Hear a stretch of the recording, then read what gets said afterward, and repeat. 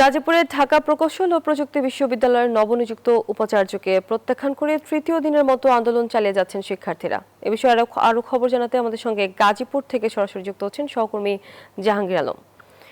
জাহাঙ্গীর, জানাবেন যে আন্দোলন নিয়ে শিক্ষার্থীরা কি বলছেন এবং সেখানকার সর্বশেষ পরিস্থিতি কেমন দেখতে পাচ্ছেন? ঢাকা প্রকৌশল ও প্রযুক্তি বিশ্ববিদ্যালয়ে কিন্তু গত 3 দিন ধরেই কিন্তু উত্তেজনা শুরু হয়েছে নতুন ভিসি কে কেন্দ্র করে, এবং নতুন ভিসি কে প্রত্যাখ্যান করে কিন্তু শিক্ষার্থীরা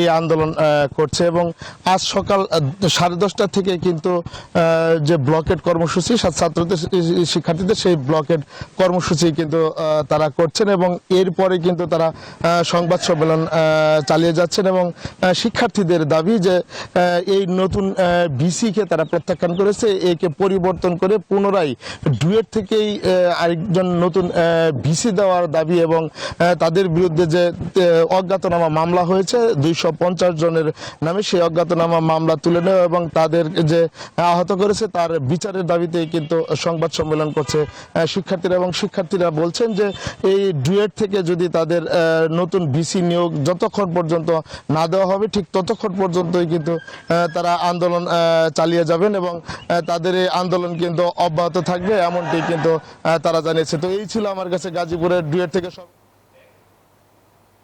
জাহাঙ্গীর, ধন্যবাদ আপনাকে।